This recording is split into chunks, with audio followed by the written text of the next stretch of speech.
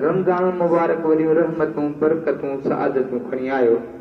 दुआ कयो त अल्लाह साईं इन सां निभाइण जी तौफ़ीक़ अता फरमाए। लिखियुमि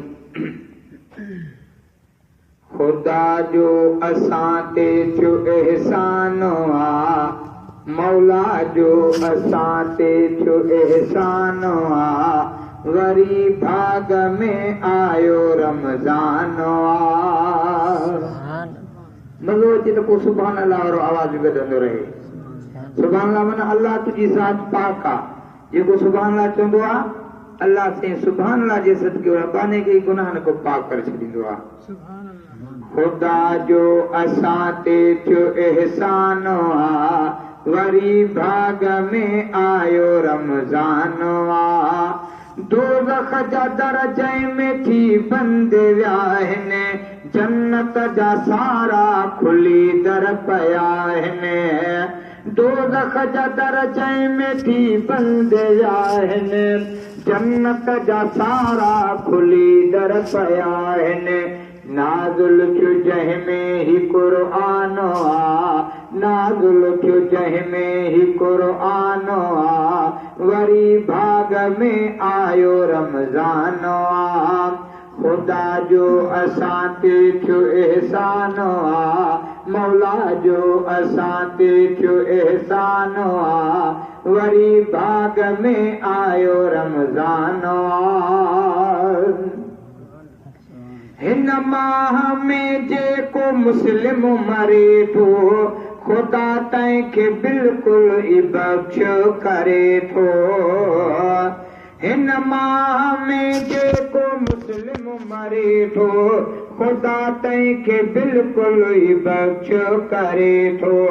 मिठे मुस्तफ़ा जो ही फरमान आ, मिठे मुस्तफ़ा जो ही फरमान आ, वरी भाग में आयो रमज़ान आ। खुदा जो असां ते थियो एहसान आ, वरी भाग में आयो रमज़ान आ।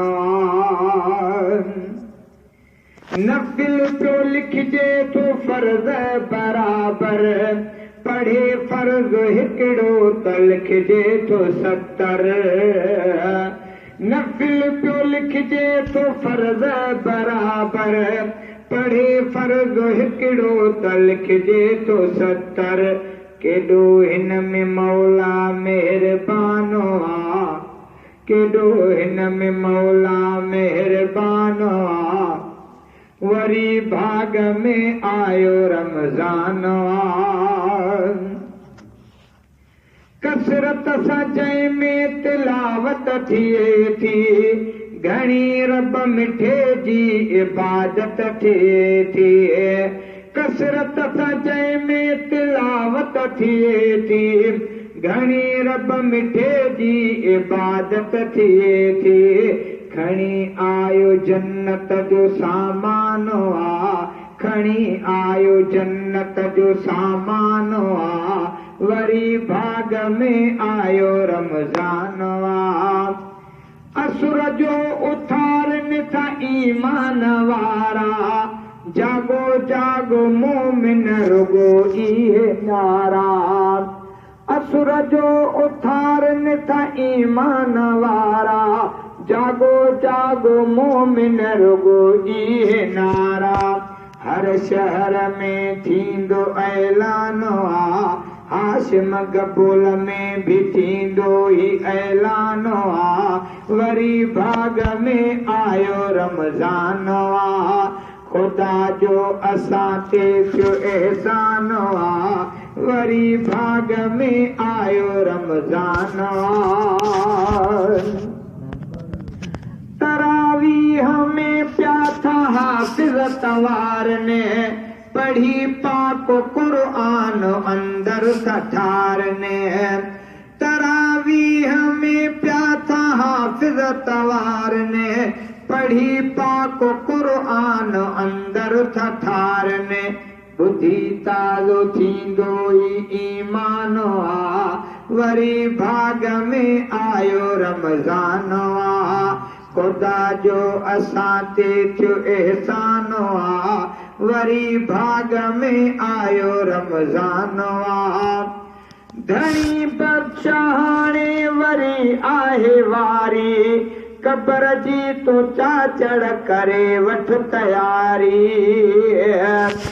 उठी आधी रात के पढ़ तहज्जुद यार निमाज़ चओ न इंशाअल्लाह उठी आधी रात के पढ़ तहज्जुद यार निमाज़ जागी पंहिंजे मालिक खे ॾे रोई दिल जा राज़ अहिड़ी तरह आज़ियूं कर जीअं ॿियो न ॿुधई आवाज़ धणी बख्श कादिर थई कर साध पतियूं ॾिसे त बि बख्शे छॾे